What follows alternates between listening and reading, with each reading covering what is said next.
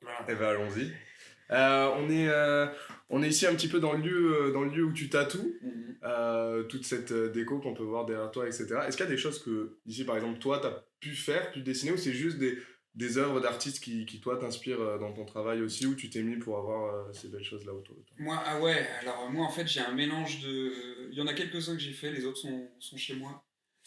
Et c'est surtout des pièces que j'apprécie, qui ont été faites par des amis, principalement, et qui représentent des souvenirs. Un peu Ok. comme les tatous que j'ai sur moi, qui représentent Ok. souvent un souvenir d'un voyage, d'un moment passé, D'un des moment trucs de comme ta vie ça. qui t'a marqué, qui t'a plu et tu voulais Ouais, garder quelque chose de ce moment ouais, ouais. toute ta vie. Ouais. Comme les anciens, tu sais, qui mettaient les patchs sur les sacs à dos là, quand ils Ouais, partaient de et ouais, pays en un peu, ok, pays. ok. Et moi, c'est un truc. Le tatou, c'est ton patch que t'as, mais toute ta vie, quoi. Ouais, c'est sur toi que tu le marques. Et Ouais. historiquement, dans beaucoup de cultures, le tatou c'était aussi ça. C'était genre un peu un rite initiatique de passage, même par rapport à la douleur que ça pouvait procurer. Dans toutes ces Ouais, cultures-là, oui, oui. il y a aussi cette idée de garder cette étape de sa vie sur soi. Ouais, ouais. Ouais, ouais. Alors, moi, je me rappelle la première fois où je suis arrivé devant un shop tatou. Là où vraiment ça a piqué mon intérêt, c'est que je crois que j'avais 14 ans, un truc comme ça. J'étais dans une ville dans Lyon et en fait, je suis passé devant un shop de tatou. Il y en avait très peu. Et le milieu, c'était très rock'n'roll dedans, tu vois. Les vieux tatous à l'ancienne, les boules de billard et tout. Et vraiment, ça m'avait marqué. Genre, putain, on peut vivre de ça, quoi. Tu peux vivre de ta culture underground, rock'n'roll, nana. Tu peux faire ça. Moi, j'étais plutôt. J'ai pas eu une, j'ai eu une enfance où je me suis toujours demandé qu'est-ce que je foutais là. Euh, C'était pas un monde que je me reconnaissais pas dans ce monde-là. J'étais assez rebelle. J'aimais pas du tout. J'aimais pas le monde dans lequel je grandissais. Je Tu me as grandi reconnaissais dans pas. un monde quoi, plutôt rural? Ouais, plutôt rural, ouais. Et au collège, c'est pareil. Enfin, tu vois, je comprenais pas, donc je m'évadais beaucoup dans le dessin.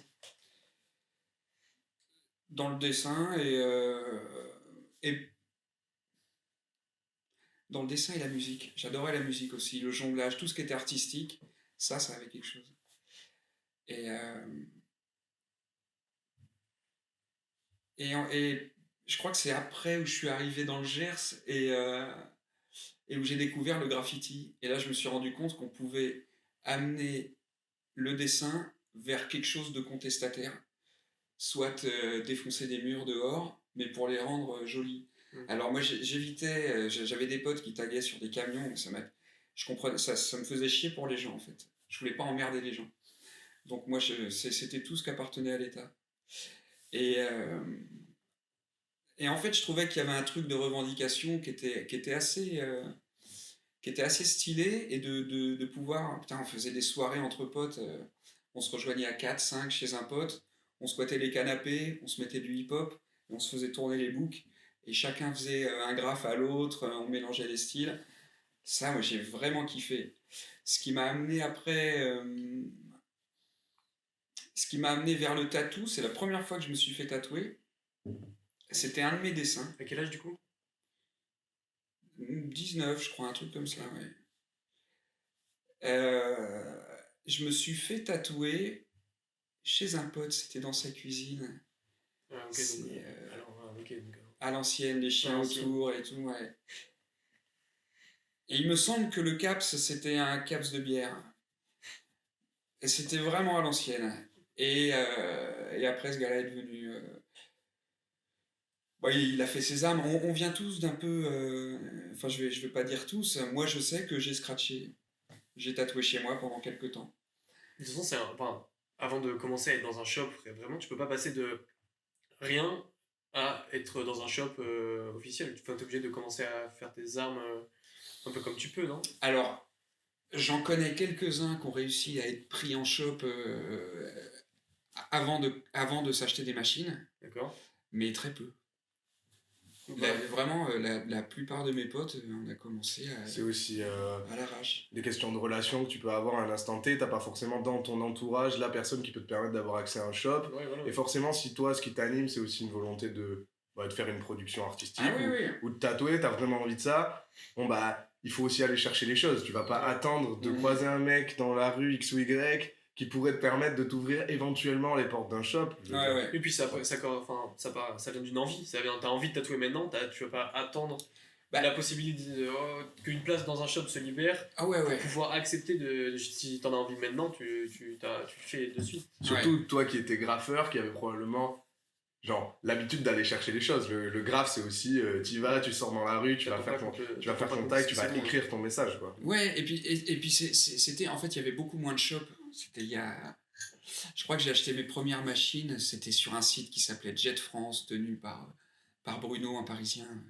à l'ancienne. Et en fait, c'était le seul site où, en tant que non-pro, tu pouvais acheter du matos. Bon, à savoir, moi, j'avais pas d'oseille, c'était à la loose.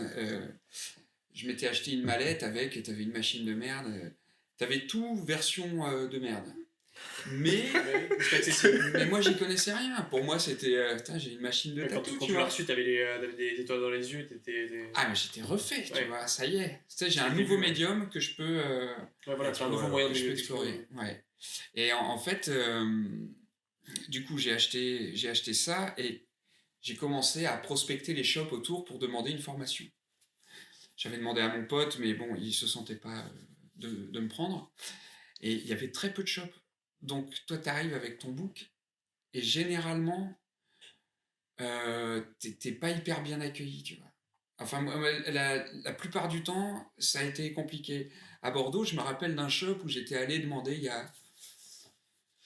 ça fait 13 ans que je suis à Bordeaux, c'était il y a 11 ans, je crois. Où je vais dans un gros shop de Bordeaux et je rentre avec mon book et la nana qui tenait le shop me voit rentrer. Et son sourire, c'est indirect en voyant le book. Et je lui dis, ouais, bah, je t'ai passé il y a 6 mois. Le mec m'avait dit, reviens dans 6 mois, on cherchera peut-être quelqu'un à former. Ok. Donc toi, t'attends pendant 6 mois, tu vois. Ouais. 6 mois, c'est. Ça reste dans un coin de la tête. Putain, j'ai mis 6 ans à trouver une formation. Entre le moment où j'ai acheté mes machines et que j'ai commencé, et le moment où un gars m'a dit, moi, si tu veux, je te forme, il s'est passé 6 ans. Ah ouais. Pendant ce temps, tu tatouais quand même chez toi ou pas? Ouais, mais tu sais, en fait, tu tatoues un pote tous les mois, tu vois. Donc, t'as pas assez de matière. Bah, déjà, t'en vis pas. Et puis la marge de progression aussi, si tu fais un dessin par mois. Oui. Voilà. Si tatouer soi-même, ça va, mais ouais. T'as pas assez de tatou pour apprendre de tes erreurs. C'est con à dire, mais t'as pas assez de recul. Et puis dans n'importe quel art, au final, que ce soit tatouage, même dans du dessin classique, enfin, pour savoir dessiner, il faut dessiner. Pour savoir tatouer, il faut tatouer, en fait. Tu peux pas débarquer dans un shop, c'est la première fois de ta vie que tu tatoues et tu fais les choses parfaitement. Les peaux d'orange, c'est à 5 minutes, tu peux pas apprendre vraiment à tatouer. Et puis les peaux synthétiques, ça coûte cher. Ouais, et puis quand j'étais à Toulouse, on m'avait dit entraîne-toi sur de la couenne de porc. Ok. Ouais. Et la première boucherie où j'étais allé, c'était une boucherie halal. Mais moi, j'avais pas fait gaffe, tu vois. Et tu rentres et je serais de la couenne de porc. Tu me prends pour un con. Pardon. Et j'avais pas capté que j'étais. Bon, enfin bref. C'est une anecdote. Mais que ce soit à Auch, à Toulouse ou à Bordeaux, je suis allé dans plein de shops pour demander une formation. Je me rappelle qu'à Toulouse, il y a un shop où j'ai eu une lueur d'espoir et où il m'a dit alors moi, te former, non, mais je cherche un tatoueur pour me remplacer 1 semaine sur 2 quand je suis pas là. Je dis ouais, mais moi j'ai besoin d'apprendre. Bah ouais, mais moi ça m'intéresse pas d'enseigner à quelqu'un. Mais cela dit, c'est toujours open si tu veux venir bosser 1 semaine sur 2. Alors et moi ça me rendait, tu vois, je me disais waouh, le mec est chaud pour que je vienne défoncer des gens, quoi, parce que finalement quand tu sais pas tatouer, bah ouais. Enfin bref, ça. Du coup, tu l'as fait, tu l'as fait ou pas du tout? Non, pas du tout, non. Non, je suis resté chez moi. Ah, donc tu t'es quand même dit, t'es jeune, on te propose d'avoir un shop une semaine sur deux, et tu as eu la présence de dire non, je suis pas prêt, je le fais pas. Après, la marge d'erreur, tu tatoues, si tu flingues des gens. Bah ouais, mais pas parce qu'en fait, t'es jeune, t'as faim, tu veux créer, enfin, ça... Ouais. Ce qui est concevable. Parce que j'ai toujours été perfectionniste aussi. Et c'est aussi ce qui m'a amené au tatouage, c'est parce que déjà dans les lettrages de graphes que je pouvais faire, je pouvais gommer 30 fois une lettre pendant que mes potes avaient fait 10 lettrages, tu vois. Et moi, je gommais jusqu'à ce qu'elle soit... et même dans la conception, après, je mettais 1000 ans à faire un truc. Mais à la fin, je voulais que ce soit nickel et que... je voulais être satisfait de mon travail. Et en fait, ce qui m'a amené vers le tatou, c'est que je me suis dit... Je crois que c'est à mon deuxième tatou où je me suis dit... en fait, il faut vraiment être perfectionniste. Parce que c'est un truc que tu peux pas gommer. Donc t'as pas droit à l'erreur.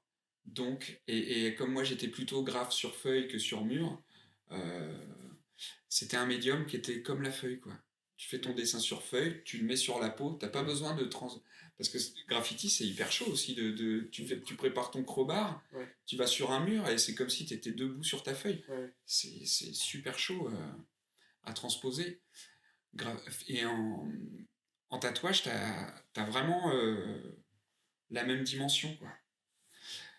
Donc c'est ce qui m'a amené au tatouage. Et en fait, après Toulouse, je suis arrivé à Bordeaux. La nana, donc, me voit rentrer dans son shop, tac, elle regarde mon bouquin. Et là, elle me sort, écoute, je tape dans un lampadaire, des mecs comme toi, il en tombe 10, donc t'es gentil, quoi. Ah ouais. Alors pour toi, c'est ton rêve et ça fait 5 ans que tu cherches, tu vois. Et j'ai abandonné plusieurs fois l'idée de devenir tatoueur. Vraiment. J'ai lâché l'affaire plusieurs fois parce que je me suis dit, il y a... Comment dire, c'est hyper frustrant et pour ton ego, pour ton ego à fond, ça te blesse complètement de savoir que tu veux faire ça, que tu as potentiellement les capacités de le faire, mais que tout le monde te balaye toutes les portes que... Après, complètement. Est-ce que c'est pas aussi un moteur quelque part en tant qu'artiste? Quand cette meuf, quand tous la porte de ce shop, que cette meuf te dit je tape dans un lampadaire, des mecs comme toi j'en trouve 10, est-ce que à ce moment-là ça te donne pas aussi quelque part la rage de te dire faut que je progresse encore, faut que je m'améliore encore, et faut que je revienne prouver aussi, tu vois? Est-ce que c'est pas comme ça que t'as réussi à améliorer ton style, etc., quoi? Ouais, alors, en fait, j'avais pas énormément confiance en moi.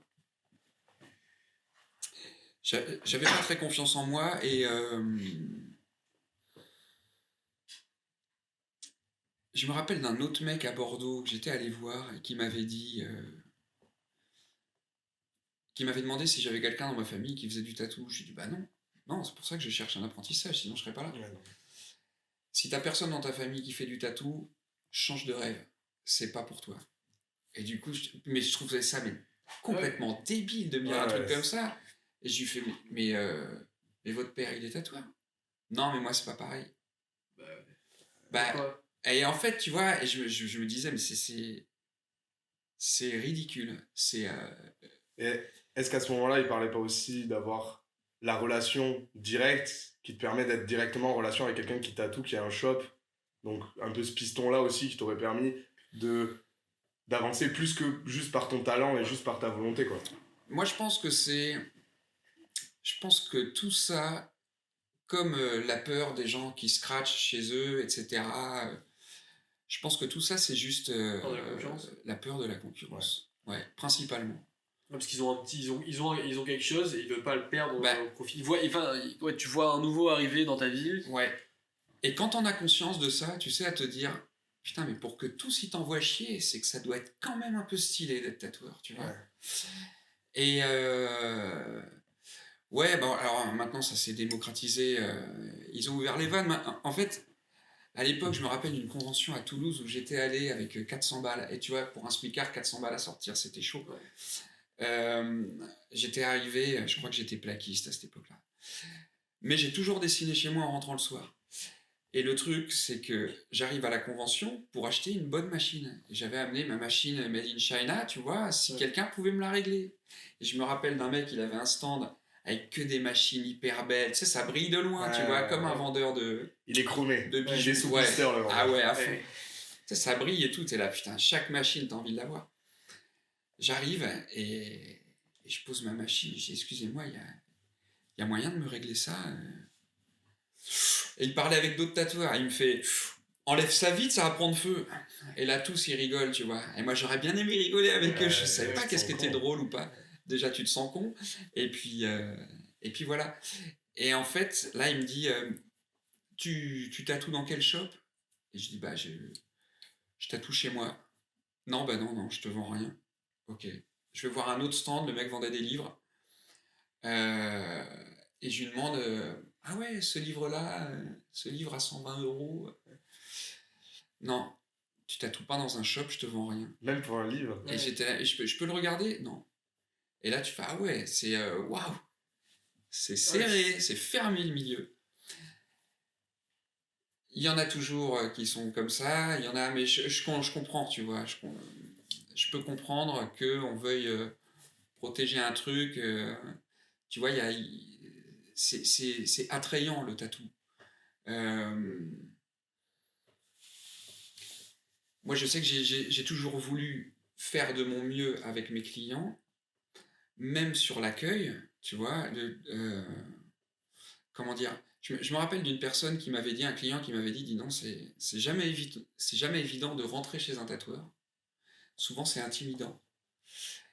Et moi, je m'étais dit, bah, c'est vrai ça, c'est vrai. Moi, je suis rentré dans plein de shops pour demander du taf, ou tu vois, c'est toujours. Puis à l'époque, c'était un milieu, c'était très masculin, très testostérone, rock'n'roll à fond, les tatous nanas. Ils font flipper les gens tatoués, tu vois. C'est des gueules. Ouais, ils ont des gueules de ouf. Et du coup, je m'étais dit, bah, il faut que tu changes ça. Tu vois, si toi, tu peux amener une pierre à l'édifice pour... parce que tes clients, mine de rien, enfin moi, j'ai un respect infini envers mes clients.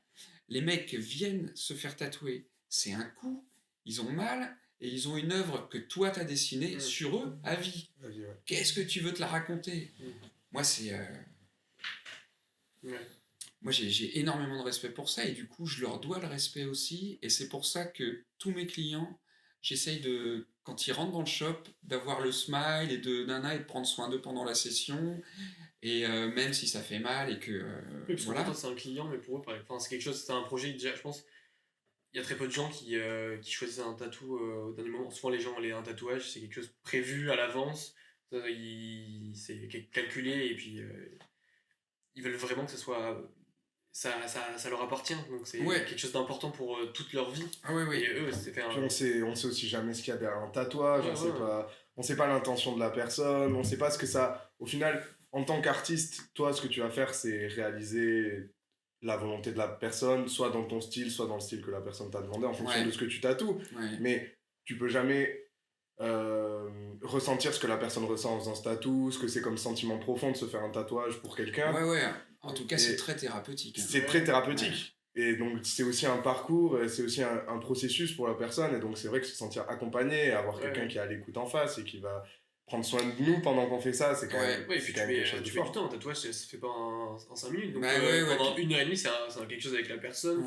Plus même, pour tes tatouages là que tu fais maintenant, ça dure quasiment la journée. Tu passes la journée avec une personne. Donc, il faut aussi que ça se passe bien, qu'elle se sente à l'aise avec toi. Parce que, à fond.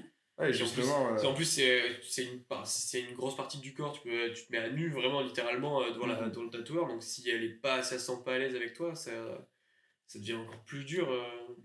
Mais je crois que je m'en sors quand même pour ça. J'aime beaucoup mes clients.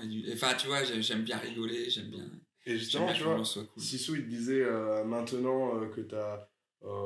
On va parler un petit peu de ton style que tu as développé maintenant. Comment ça t'est venu un petit peu cette transition? Parce qu'à la base, est-ce que tu as de suite commencé le tatou quand tu faisais avec ton idée en tête de ce style? Ou est-ce que ça t'est plus vraiment venu par transition? Ou tu as commencé vraiment à affirmer cette chose et à aimer un petit peu?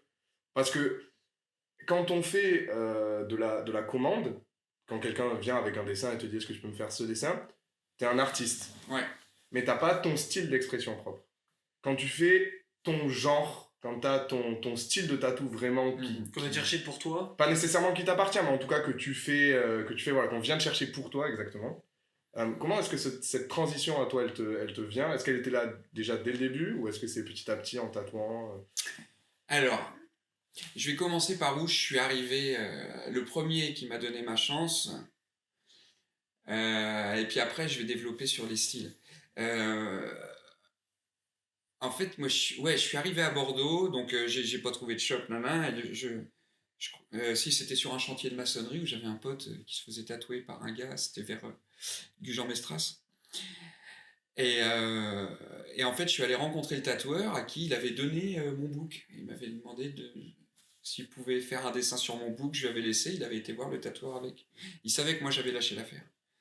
Donc là, à ce moment de ta vie, le tatouage pour toi c'est fini, ouais. C'est pas du tout en option. Non, c'est un passe-temps. C'est une douleur en fait. Ah ouais, c'est une douleur de savoir que t'aimerais faire ça mais que tu peux pas. Okay. Et que du coup on t'en donnera pas les moyens. Donc c'était souffrant, tu vois. Donc j'étais là, ok. Bah si c'est souffrant à ce point, fuck off. Et du coup, est-ce que là, dans ta vie, t'arrêtes totalement de dessiner ou tu continues à toujours gratter? Ah non, je dessine toujours. Et d'ailleurs, j'ai toujours mon book sur moi et entre midi et 2 sur le chantier, je gratte, tu vois. Okay. Et en fait, je rencontre ce gars qui aime bien mon style en dessin et qui me dit à la fin de la séance de mon pote, qui dit si tu veux, je te forme. Et moi, j'étais ouf, tu vois, vraiment. Hein. C'était un vendredi soir. Le lundi, j'appelle mon boss et je lui dis ouais, par contre, je finis la semaine là et j'arrête. On m'a donné une chance de ouf. Ok. Bon, je vais peut-être passer tous les détails parce que, bref, le mec ne me répond pas pendant un mois. Ouais, donc, et là, t'as quitté ton job? Et là, je me suis mis au chômage, tu vois. Ouais. Le mec me répond pas. Et là, je me dis, ok, là, encore un enculé, tu vois. Et en fait, je crois que le dernier appel que je lui ai laissé, c'est genre, mec, tu m'as promis un truc. Moi, je suis méga chaud. Je te fais les dessins, je te fais ton ménage, je te fais ta com, mais je suis super chaud. Tu m'as proposé un truc, je suis au chômage là. Et là, il me rappelle, et il m'envoie un texto genre, c'est exactement ce que je voulais entendre. Enfin bref. Mais il voulait voir que t'en avais envie, quoi. Ça... Je pense qu'il me jouait du violon, parce que je l'ai mis devant une obligation de sa part, et voilà, je pense qu'il serait bien passé de moi. Mais dans tous les cas, il me rappelle, il me dit ça, il me dit, bah écoute, viens lundi. Et donc moi, pendant 1 an, pendant 6 mois de chômage, je prenais le train à Bordeaux, Gujan-Bordeaux le soir, j'allais bosser dans la restauration, parce qu'il y a un moment où j'avais plus trop de chômage. Je bossais dans la restauration le soir, au Black, dans 2 restos, et le matin, je retournais là-bas en train, pour ne pas tatouer, et finalement apprendre en observant. Et en fait, il s'avère que ça c'est pas... Le premier tatou qu'il m'a fait faire, ça s'est pas du tout passé. Tu sais, en tant qu'apprenti, on te dit de tatouer les cuisses, que c'est une peau qui est... voilà, si tu veux cacher, parce que ça a mal été fait, tu peux... moi, il me l'a fait faire à un endroit qui est très compliqué. Même actuellement, hein, tu vois, sur le bas-ventre, en fait. Okay. Sur le... là. Et en fait, il m'a fait faire ce tatou qui s'est pas bien passé. Et à la fin, je lui ai dit, écoute, je peux pas reprendre le train, moi, pour revenir, ça me coûte un billet tous les mois, le billet, je l'ai pas. Donc, si t'as un tatou, tu m'appelles, je viens. Et voilà. Et en fait, il m'a jamais rappelé. Et du coup, j'ai passé l'été à travailler dans la restauration le soir en maudissant ce putain de métier, tu vois. Ouais, qui t'avait encore une fois fait... En plus, là, il t'avait donné goût au ouais, truc. Complètement. Genre, il m'a fait rentrer dans son intimité. Mais par contre, le truc qui est pas négligeable, c'est que il m'a fait rentrer dans un shop. Et que du coup, auprès des autres tatoueurs que je pouvais contacter... Et donc, si t'allais dans une convention, tu pouvais ouvrir le livre voilà. Et dire, ok. Je pouvais avoir accès à du matos. Et plus important, c'est que j'ai pu contacter d'autres tatoueurs en leur disant « Salut, je suis apprenti dans tel shop, ça se passe pas de ouf, mais est-ce que je peux venir te rencontrer pour te poser des questions ?» Et du coup, je suis plus légitime parce que je suis pas un scratcher. Ça te donne une crédibilité, en fait. À fond. tu deviens crédible. Même si c'est mal passé, ça t'a quand même servi. Ouais, et du coup, je suis allé à Toulouse rencontrer Saba, qui est devenu un ami depuis. Et je me rappelle, j'étais arrivé avec un bloc-notes, comment on fait les grilles du plus clair au plus foncé, à poser toutes mes questions. Il m'a réglé une machine à la fin, enfin. Tu rencontres des gens, enfin voilà, tu as accès à des gens que tu n'avais pas du tout. Et c'est à ce moment-là que tu te dis vraiment que tu es lancé et que tu vas pouvoir peut-être, à un moment donné, toucher du doigt la possibilité que ce soit ton métier, ou à ce moment-là, tu es encore en train de te dire, bon, je réussis à parler à 2-3 tatoueurs, mais au final, j'ai rien. Ouais, alors... Parce que du coup, ce gars-là ne me rappelle pas, donc je passe l'été à bosser dans la restauration et à ne plus toucher bon, je touchais pas aux machines déjà chez lui, mais à ne plus être entouré là-dedans, tu vois, à ne plus baigner dedans. Et du coup, je me dis, ouais, c'est encore plus souffrant. Mais j'avais fait ma formation hygiène entre-temps, dans laquelle tu rencontres des tatoueurs, des perceurs, des perceuses, tatoueuses et tout. Et je me rappelle de un qui m'avait dit, tu sais, à qui j'avais dit, on papotait sur Facebook, et je lui avais dit, mec, je m'en sors pas, je vais jamais y arriver à être tatoueur. Et il m'avait dit, si, va voir à Pessac, il y a Crabe qui monte un shop, et en fait, je suis arrivé, et c'est chez Crabe que vraiment ça a commencé. Je suis arrivé chez lui, alors c'est marrant, parce que c'est le milieu biker, et du coup, le mec chez qui j'étais avant en apprentissage m'avait un peu déconseillé de... Il m'a dit, ouais, le milieu biker, c'est particulier et tout. Eh ben, j'ai jamais été accueilli aussi bien chez un gars, dans un shop. Je suis arrivé chez lui, ok, c'est impressionnant, tu vois. Mais moi j'adore ça. Parce que t'avais les vents. Wow. Et puis, comme quoi, est-ce que c'est pas un peu aussi l'histoire de ton parcours dans le tatou, d'être face à des gens qui ont soit des préjugés, soit qui te disent ces prénotions-là, et au final, quand tu réussis à rentrer dans le truc, à casser ce truc-là, bah. Ouais, ça les mieux accueilli, alors que par exemple. Alors qu'on t'avait dit que tu le saurais pas. Dans des shops qui étaient censés mieux t'accueillir, ils t'ont encore plus chié dessus. Ouais. Et là, moi, on a accroché direct. Et au début, il m'avait dit, bah écoute, viens, tu viens en semaine. Tu viens quand tu peux. Et puis, tu observeras les autres tatoués. Et puis, il y avait des mecs, enfin, il y a Petit Seb qui m'a appris beaucoup. Il y avait Chimé aussi. Chimé qui est tatoueur polynésien reconnu. Et impressionnant. Et là, tu vois que tu rentres dans une autre sphère du tatou. C'est vraiment là, t'es le tatou, le vrai, tu vois. Mec tatoué sur la gueule et tout, nana. Tu sens que t'es vraiment là, t'as trouvé une place de ouf, quoi. Et en fait, donc j'ai bossé dans l'ancien shop de Crabe, puis le gros shop qui montait après. Et là, j'y suis resté 1 an. Et du coup, j'ai fait mes armes là-bas. Et il fallait faire, c'était ce qu'on appelle un street shop maintenant, enfin, sauf pour Chimay qui était très spécialisé en polynésien, mais en marquisien, lui. Et en tout cas, ouais, c'est... Les gens viennent pas voir un tatoueur en particulier, ils viennent se faire tatouer. Ouais. Et après... ils vont dans le shop. Ouais, et puis après on te redirige vers lui. Il n'y avait pas encore beaucoup de shops spécialisés, pas à Bordeaux en tout cas, à Toulouse oui. Okay. Parce que du coup chacun tatouait un peu ce qu'on leur a apporté. Un peu la même chose, sauf du coup ouais. Donc là on vient pas te chercher, donc là à cet instant-là on vient pas te chercher en tant que Noxy. Non, j'étais pas... Pour ton art. Ouais. On vient te chercher, tiens, j'ai ce dessin, est-ce que tu peux me tatouer ça? Ouais. Voilà, là tu fais de la commande, donc on t'apporte un dessin, tu fais ça. Et, ouais. Okay. Ce qui peut être très frustrant d'ailleurs. Ouais. C'est qu'on vienne te voir pour l'art, tu vois, toi tu sais que tu veux te diriger vers le tatou pour ce que t'aimes faire. Ouais. Et finalement on te demande, tu vois, c'est comme si Ray Charles, on lui demandait, bah joue-moi du bac. Ouais. Tu vois, et lui, bon, je suis un bon pianiste, mais il y a un moment... Ouais. Enfin voilà. Parce qu'après quand les artistes commence, dans la plupart des disciplines artistiques, on est souvent obligé aussi de faire de la commande ou en tout cas des choses qu'on n'a pas nécessairement envie de faire de suite. Bah alors ou en tout cas, je connais peu d'artistes, par exemple, que ce soit en peinture classique ou même dans des choses comme ça, qui ont commencé direct, qui sont arrivés et qui ont cassé les codes avec leur style de suite. C'est important de faire ces... Enfin, c'est hyper formateur de toucher un peu à tout. Ce qui te permet aussi de savoir vers quel style tu veux tendre après, tu vois.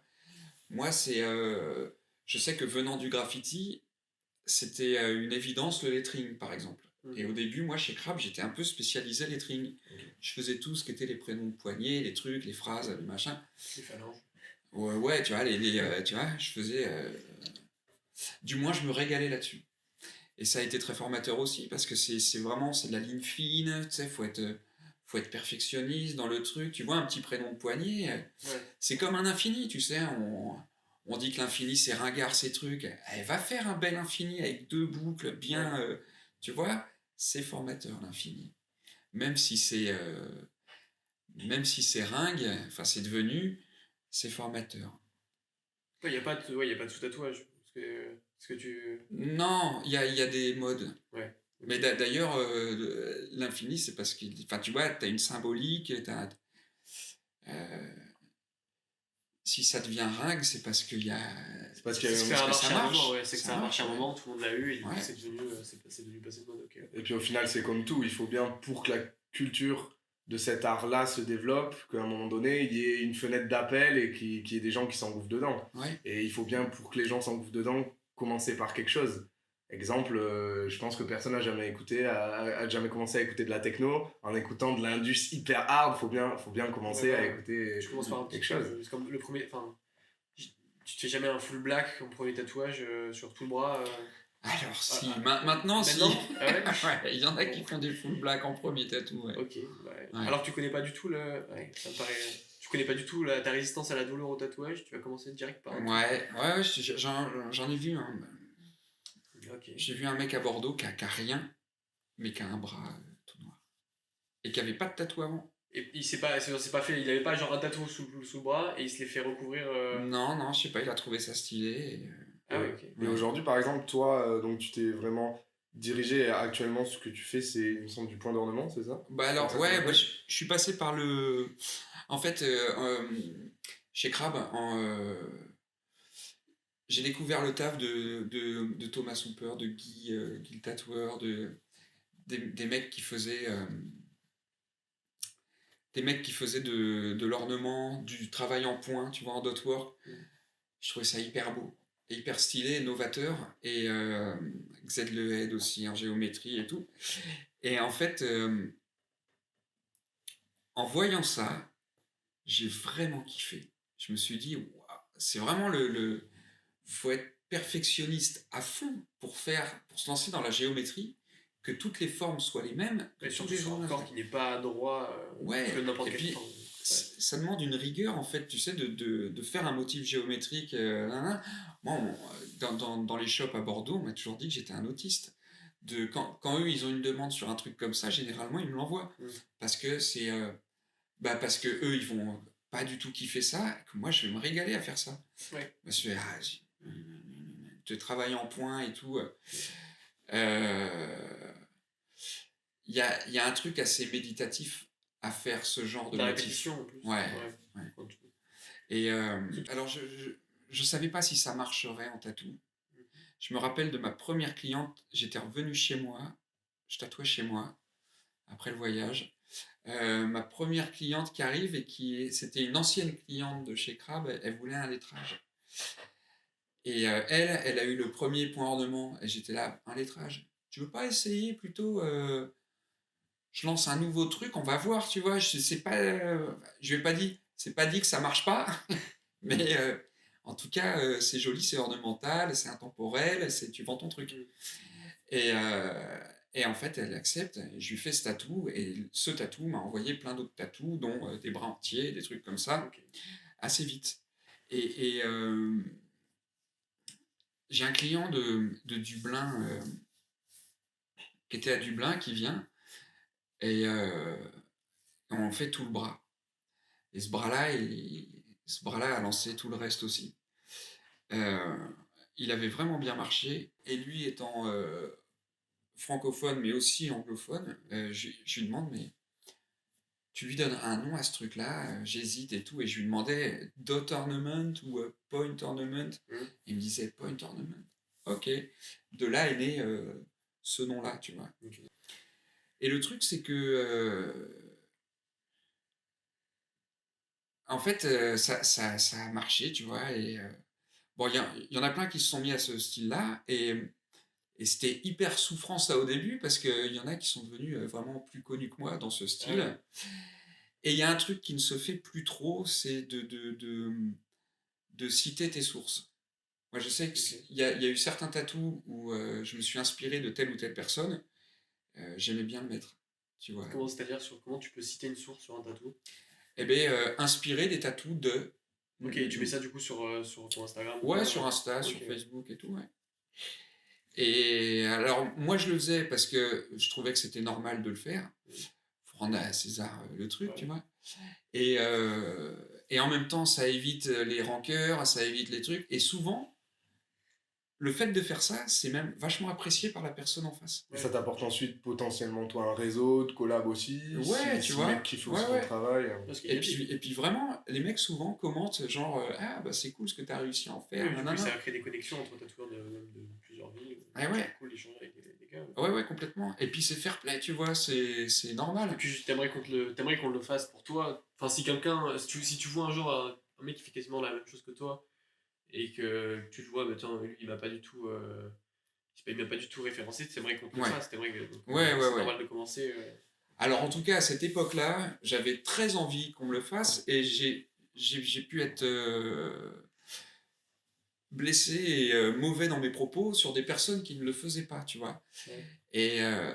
Et en fait, j'ai très vite compris que la personne à qui je faisais le plus de mal, c'était moi, tu vois. Je me faisais du mal à moi en maudissant ces gens-là.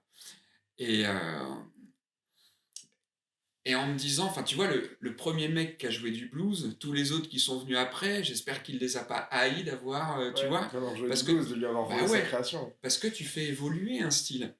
Et en fait, j'ai commencé à penser comme ça, à m'excuser auprès de personnes que j'avais pu, tu vois, écrire genre ouais, nana, tu pourras. Et à m'apaiser, parce que je devenais en plus un peu infernal à la maison, tu vois. Ma nana, elle me disait, c'est un peu aussi, respire, tu vois. C'est un peu aussi la beauté d'avoir lancé un style, et dans n'importe quel art au final, par exemple en peinture, le premier qui a décidé d'aller explorer les formes pour faire éventuellement, j'en sais rien, du proto-cubisme, et qui ensuite a vu tout ça évoluer pour arriver vers des mecs qui aujourd'hui sont extrêmement renommés pour ça. Enfin, toute déclinaison de l'art est à la base un autre style qui a été décliné, etc. Et donc du coup, c'est la beauté de la création artistique aussi, de pouvoir être repris, amélioré, changé différemment.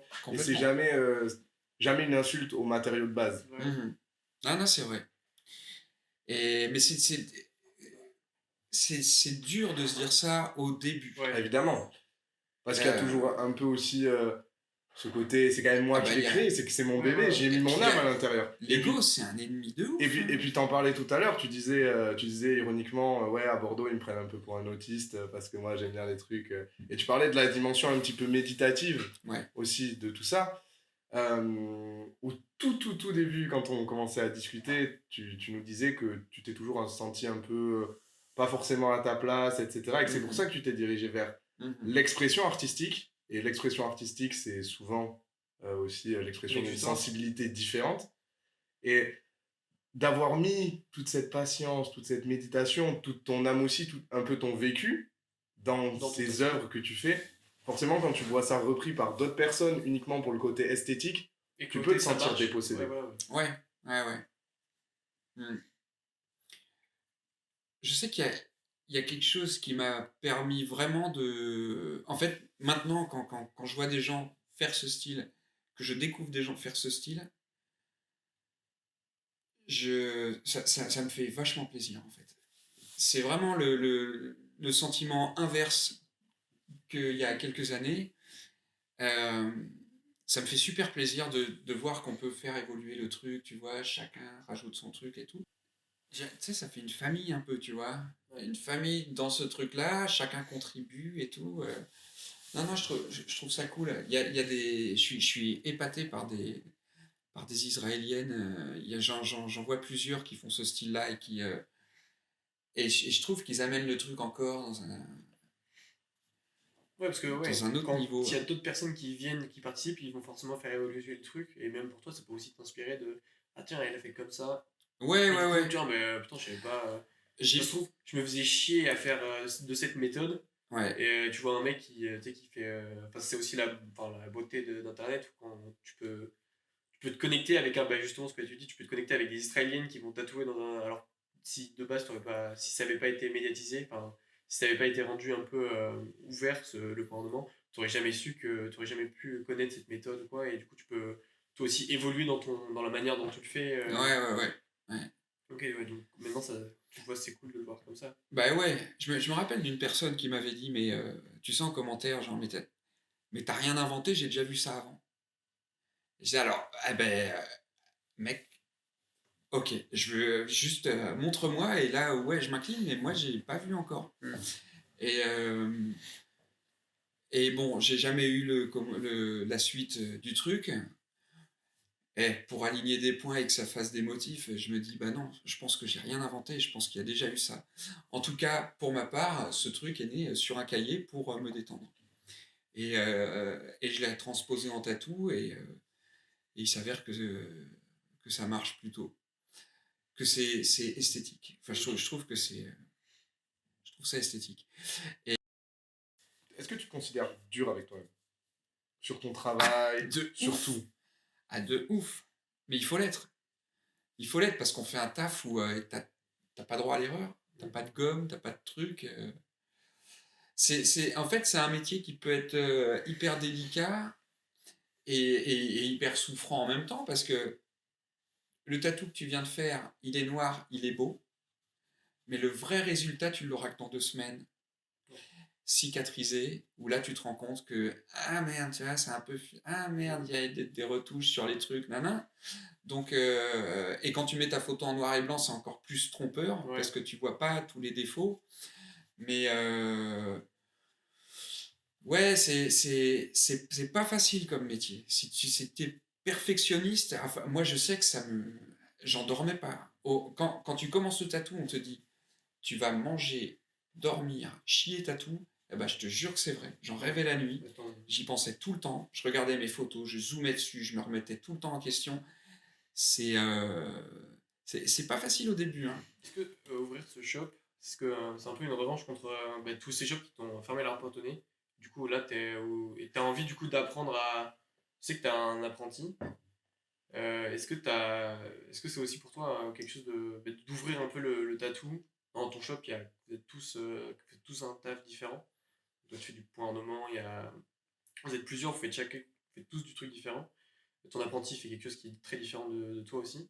Est-ce que c'est aussi pour un peu te dire, maintenant, enfin, j'essaie de. Tous ces gens, tous les shops de Bordeaux qui m'ont rejeté parce que j'étais un scratcher, enfin, je tatouais chez moi. Parce qu'aujourd'hui, C'est une petite revanche. Ouais, c'est une petite revanche. Tu peux apprendre. Ou alors, si ce n'est une revanche, la possibilité d'avoir ton lieu à toi où tu es 100% maître de ce que tu fais et où tu n'as plus besoin de un petit peu aller chercher est-ce que je peux travailler pour toi, est-ce que tu peux ici, machin, tout ça. Tu as ton lieu qui est à toi, définitivement. Et je suis libre. Et tu es libre.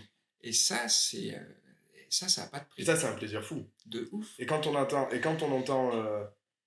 ton parcours de vie, on parlait tout à l'heure de la difficulté que ça a été de se lancer dans le tatou, de tout ce qu'on a pu te dire quand tu t'es lancé dans le tatou. Et c'est vrai que quand on voit tatoueur, pas uniquement toi, quand on voit la plupart des tatoueurs, qu'on voit avec vos gueules, tatouages sur la gueule, trucs qui dépassent ici, les bagues, les machins et tout ça, on croirait pas nécessairement qu'il y a cette profonde sensibilité derrière.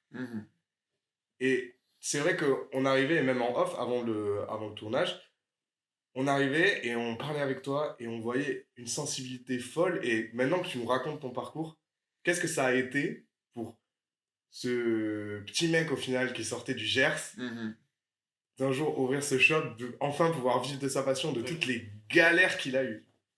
Alors déjà, d'avoir été pris en apprentissage dans un shop, ça c'était un truc de ouf. D'arriver maintenant et d'ouvrir la porte rouge, en fait c'est une suite logique. Alors moi je suis une merde en paperasse. Il y a des trucs où tu vois, poster sur les réseaux, s'auto-vendre. J'imagine, je trouve que cette phrase, elle est... C'est une démarche un peu égotique aussi, de devoir se vendre. Parce qu'il faut être capable de dire de soi-même... Ah, mais il faut être un peu narcissique. Voilà. Enfin, tu vois. Ouais. Et moi, c'est une démarche qui m'emmerde profondément. Tout ce qu'elle est paperasse, je suis toujours un peu à la bourre, des trucs. C'est toujours, en fait, c'est une mission pour moi d'avoir à faire des papiers. J'aimerais avoir quelqu'un qui gère ça pour moi. Et du coup, je sais pas, alors d'ouvrir ici, pour moi, c'est un espace d'expression avec les autres. On s'entend hyper bien. D'ailleurs, mon apprenti rock que j'ai pris, c'est parce qu'il avait vraiment ce truc. En fait, il est arrivé, il nous a montré ses dessins. Alors, c'est du trad. J'ai pas les codes du trad, mais je trouve ça hyper beau. Il s'avère qu'il dessine très bien et qu'il est...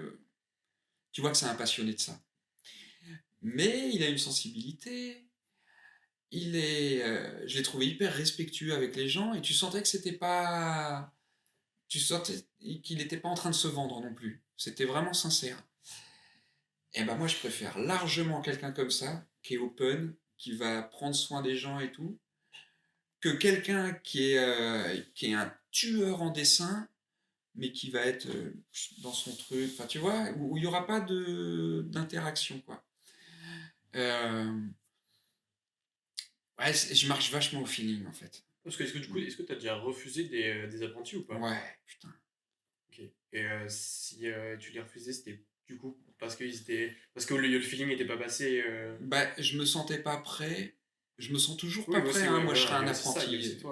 Ah ouais, moi, je serais un apprenti toute ma vie. C'est ça qui est intéressant dans ce métier-là. Tous les métiers que j'ai fait avant, j'ai passé 4 CAP, un bac pro, un BTS. Dans tous les métiers que j'ai fait, passer 6 mois, une fois que j'avais compris le système du métier, je me disais, oh, faut que je me casse, tu vois. Ça va être ça tous les jours. Et là, c'est souffrant, il faut que je me casse. Et j'ai même eu peur au début que j'ai commencé à faire du tatou. Hein. D'ailleurs, tu vois, j'ai encore du mal à dire tatoueur. Je préfère dire je fais du tatou que je suis tatoueur. Je crois que je le dis depuis pas longtemps. Mais avant, on me demandait tu fais quoi dans la vie? Je fais du tatouage. Alors que ça fait combien de temps que tu vis du tatouage? Ça fait 11 ans. Ok. Mais moi, je disais je fais du tatou. Je suis qui pour dire que je suis tatoueur? Tu vois, c'est comme de se dire artiste. J'ai toujours eu beaucoup de mal à me dire je suis artiste. Pour moi, les autres, ce que je disais tout à l'heure, les autres peuvent te dire bah, t'es un artiste. Mais c'est dur de s'auto... Ouais, voilà. C'est ce côté de se mettre soi-même sur une place que tu vas peut-être idéaliser. Enfin, tu vas... Pour toi, être un artiste, tu vas peut-être avoir un respect immense envers les artistes et du coup, tu vas peut-être toujours un peu... tu vas te redescendre pour pas te mettre sur le même pied d'égalité que des gens que tu vas respecter énormément. Ouais, grave. Enfin, pour moi, les autres sont des artistes et moi, je fais de mon mieux. Tu vois? Est-ce que tu t'es déjà posé la question, est-ce que tu as déjà réfléchi au fait, aujourd'hui, quand on t'en parle, on a l'impression que pour toi, le tatouage, c'est vraiment quelque chose qui te permet aussi d'exprimer cette sensibilité que tu as. Est-ce que tu t'es déjà posé la question, je pense que c'est une certitude quand on t'en parle, que dans tous les cas, tu aurais fait quelque chose dans un domaine artistique, ou tu aurais poussé au maximum pour faire quelque chose dans un domaine artistique. Oui, complètement. Avec succès ou non, mais c'est pas le souci. Je pense que tu es une personne qui a ce besoin, cette nécessité d'exprimer cette chose. Est-ce que tu t'es déjà demandé ce que tu aurais fait si tu n'avais pas croisé le chemin du tatou, croisé le chemin du graphe initialement, mais ensuite croisé le chemin du tatou? Ouais, alors en fait, avant de me diriger vers le tatou, je voulais faire prof de dessin, mais il fallait faire les beaux-arts. J'ai voulu faire prof de musique, mais il fallait faire le conservatoire. En fait, il fallait prendre des cours et faire d'une passion un truc chiant. Tu vois? Et le tatou reste, il n'y a pas besoin de diplôme. Donc, tu te formes, tu te fais former, tu fais du mieux que tu peux, mais ça t'enlève le côté scolaire du truc. J'ai quand même... Au collège, ça a été très traumatisant. J'ai pas du tout aimé le collège. J'ai appris à dessiner d'ailleurs au collège, au fond de la classe. parce que je me faisais chier et que j'essayais de suivre en cours, mais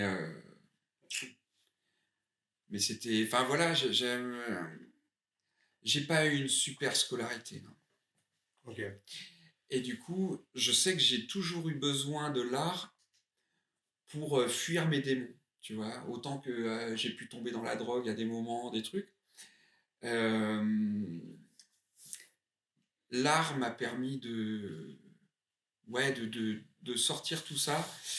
Je me rappelle quand j'étais gamin, j'ai appris la guitare, j'ai fait du piano, j'ai fait 50 pianos quand j'étais gosse. Je me rappelle d'un seul morceau, assez marrant, c'est que je faisais section classique. Le seul morceau que je me rappelle, c'est le seul morceau de blues qu'on m'a appris. Et vraiment, je suis plus proche du blues que du classique. C'est le seul morceau dont je me rappelle au piano, c'est ça. Après, j'ai appris la guitare, mais je connais pas les notes. Et tu vois, je me rappelle que quand j'étais gamin, je pouvais m'enfermer dans ma piole avec mon lecteur cassette là et essayer de trouver des morceaux à l'oreille en arpège, des trucs de Led Zeppelin et tout. En autodidacte, tout seul. Ouais. Et je sortais pas de ma piole tant que c'était pas là. Et ce dont je me rappelle aussi beaucoup, c'est la satisfaction que tu peux ressentir quand tu y arrives. Ah ouais. J'ai fait pareil avec le didgeridoo, je m'étais entraîné à faire la respiration continue et je m'étais dit, tu sors pas tant que tu n'y arrives pas. Le didgeridoo, c'est... Et ben j'ai réussi cette putain de respiration continue et je me disais, vas-y, stylé, tu vois. Et en fait, t'as une satisfaction que tu gardes, ça c'est une défonce naturelle. Ouais. Et c'est une défonce dont j'ai besoin quand je tatoue et que je suis content à la fin et que mon client est content et que... ah ouais, moi, c'est un exutoire. C'est cette décharge de bonheur aussi. Ouais. Tu disais quand tu étais au collège et tu ressentais ce mal-être là. Et au final, pour toi, la musique, etc., ou la musique, le tatou, le dessin, l'art, ça permet aussi de combler ce vide que tu ressens, cette chose que tu ressens. Est-ce que c'est au final une recherche aussi de, peut-être au-delà de l'expression, de combler aussi quelque chose, on a toujours envie de faire plus, de s'apporter, de se rajouter des choses. On comble ce vide, au fond, que tu peux ressentir éventuellement, ou ce mal-être, par quelque chose d'extérieur. Ouais. Je sais pas quoi dire dessus, mais ouais, c'est large, hein.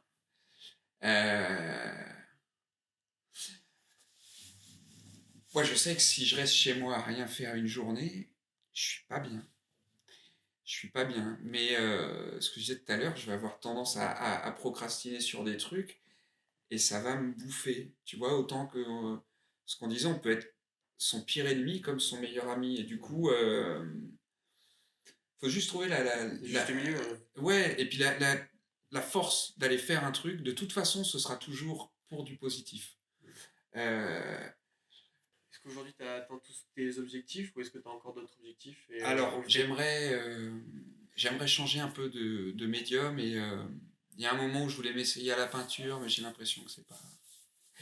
Mais j'aimerais faire d'autres œuvres avec les ornements, avec le point ornement. J'aimerais bien développer ça. Et je me suis toujours dit que j'avais un certain bagou et une certaine connerie, et que du coup c'était dommage de ne pas l'exploiter parce que j'ai même l'impression que je suis meilleur dans ça que dans le tatou des fois.